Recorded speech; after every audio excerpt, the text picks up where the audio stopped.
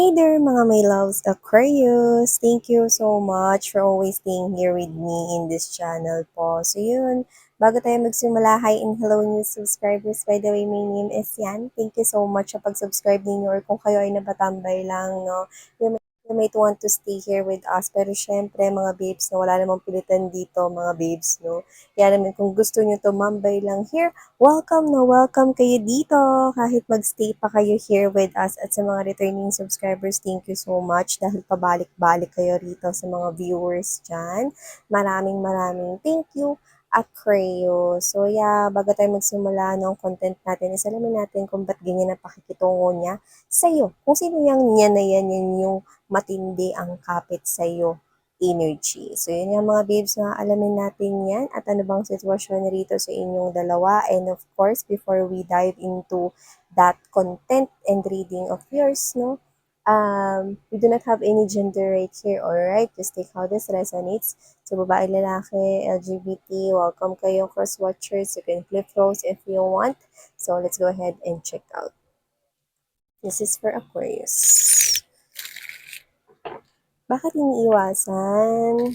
See? Iniiwasan na agad yung na-mention natin dito na word. So, it only means that whoever this individual is, this person might be making iwas sa'yo. We're gonna find out why. Why does this person make iwas? Yung iba doesn't have to be na iwas na literal. Pwedeng hindi pagpansin. Bakit, bakit, bakit? Tell me why. Spirits and angel guides, Archangel Michael, thank you so much. Can we have a clear understanding about the situation going on between Aquarius and this person here? Can you please show me? I saw a ayan na, very specific to pero doesn't have to be na ito lang yun, okay? Alam niyo yung paper soap? Okay, yung pang-travel na soap, no? Yan, no? This could be your reading kung gumamit ka niyan recently or kahit nakita mo lang yung ads niyan, pwede rin. Kung hindi naman, no, okay lang mga babes, no? Na-mention lang natin kasi nakita natin. Yes, yun yung pang-travel, no? Kung hindi kayo nagdadala ng as in soap talaga. Yun yun. So, hindi pa ko endorser niyan. Pero alam ko yan, no? Kasi worth it na gamitin yan for travel. Mabula yun, depende kung saan kayo order. Yan, no? Hindi po ako sponsored nun, pero yun nga. Okay. This could be a reading. Kung hindi naman, okay lang yan, mga babes, no? Okay. Curious.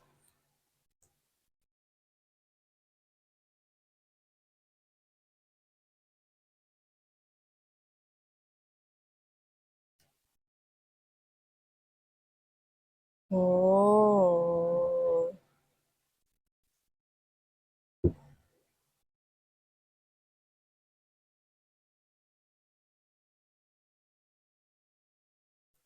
Alam mo,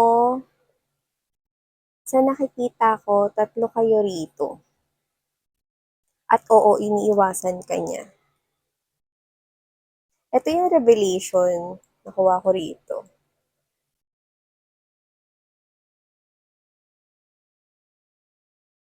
Kung sino man siya, Aquarius, iniiwasan ka niya. Hindi dahil ayaw niya sa'yo or hindi dahil hindi niya gusto yung personality mo, no? Kundi iniiwasan ka niya dahil meron siyang feelings para sa'yo. So, ba't hindi na lang niya sabihin sa akin, Miss Yan? Kasi meron pa ritong isa na may feelings din sa'yo. Ang nangyari kasi dito, okay, so hindi ko alam kung magkasama ba sila palagi. Okay, hindi ko alam kung paano natuklasan tong ganitong pag-open up ng communication. So, pwedeng nag-uusap sila, baka friends sila, or baka magkatrabaho sila, no? Baka sabay sila mag-lunch, no? Ang nangyari kasi rito, may nag-open dito ng emotions and feelings na gusto ka niya. Pero hindi sa'yo sinabi. Sinabi dun, okay, dun sa taong umiiwas sa'yo. Okay. Ang nangyari kasi dun sa nakita ko rito, una kang nagustuhan nung taong umiiwas sa'yo ngayon.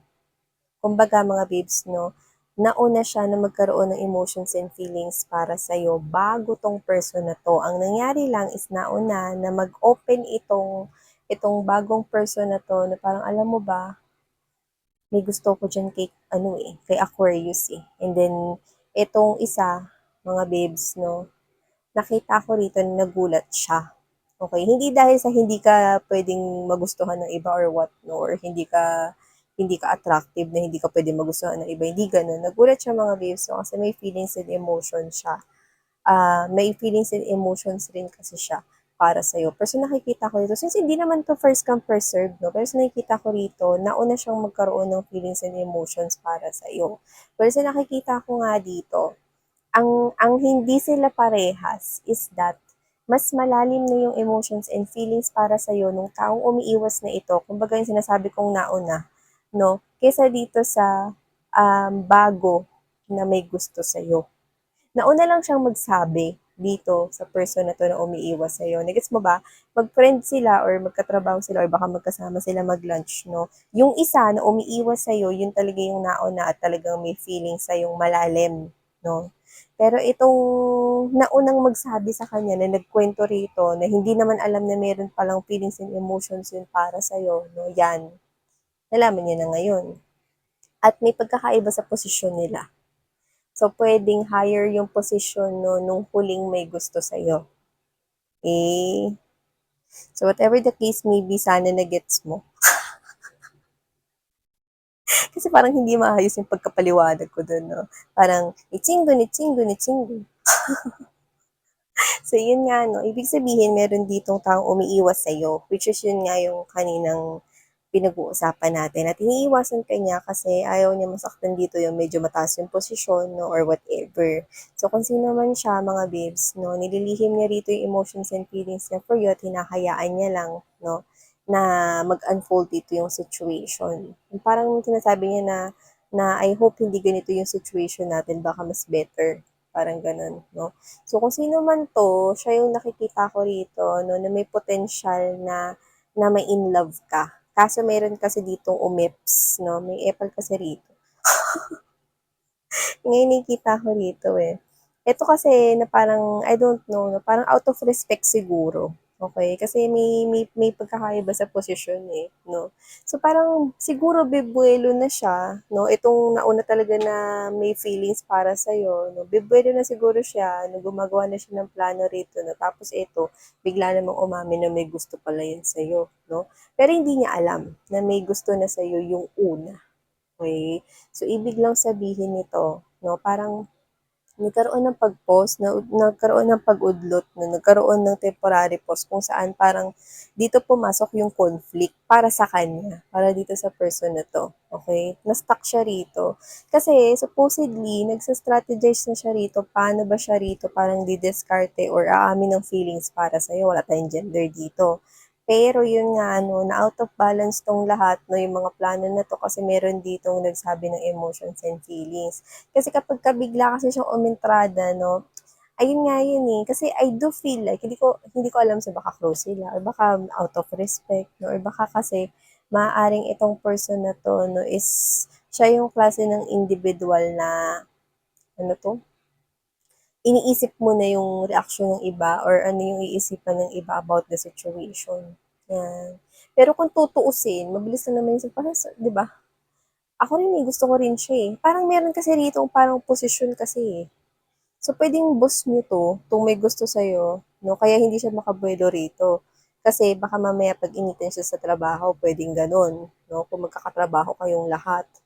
Eh, kasi nakikita ko dito madaming pentacles 'no, ta's meron pa rito mataas yung posisyon. So, kung sino yung mataas yung posisyon dito, yun yung nakikita ko rito na siya yung nagiging balakid 'no, kaya umiiwas 'tong person na 'to sa'yo. Pero kung sa palaliman lang rin naman 'no, ng sukatan ng emotions and feelings 'no, dito ko nakikita 'no, sa umiiwas sa'yo. Umiiwas siya sa'yo hindi dahil sa ayaw niya sa'yo, kundi umiiwas siya rito naghahanap siguro siya ng magandang tiyempo 'no, parang Hindi kasi ito yung sitwasyon na maganda. Parang kung aamin man ako ng emotions and feelings para sa'yo, can we just keep it a secret sa office or dito sa kung saan involved tong may ano dito eh, may mataas yung rango or designation, posisyon sa trabaho. Okay? So, kung sino man siya, doesn't have to be na magkakatrabaho kayo. Pwede rin mga magkakaibigan. Okay? Pwede rin may iba sa status dito. Yan. Pero meron talaga akong respect na nakukuha. So, sa nakikita ko rito, hindi ko naman nakikita na ihihinto niya na tong feelings and emotions niya sa'yo talaga. Okay? Sa ngayon kasi nagkaroon ng problema kasi parang kung kailan na siya bumibuelo. Alam mo yung parang, ano ka na eh, on your marks. Naka-ready ka na, nakahawak na yung ano, nakatouch na yung fingers mo sa lupa, tapos yung tuhod mo ready ka na, patakbo ka na eh. Wala, oy, teka lang. Mineral water mo ito, nakalimutan mo.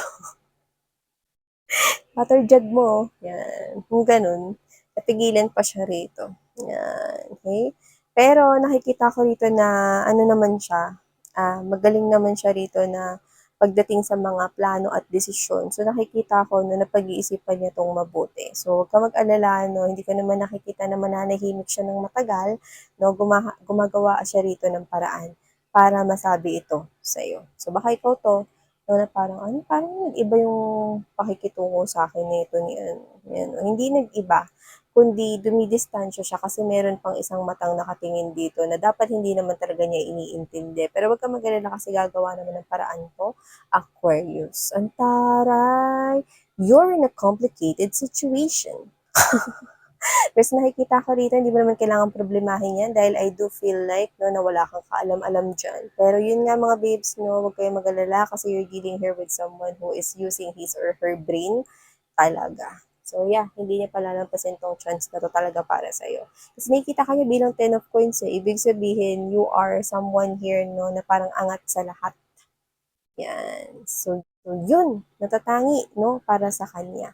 So yeah, Aquarius, ito ang mga mensahe na kuha natin for you. So iniiwasan ka niya kasi sobrang in love siya with you. So thank you so much. Sarang heyo, love and light. Ayan.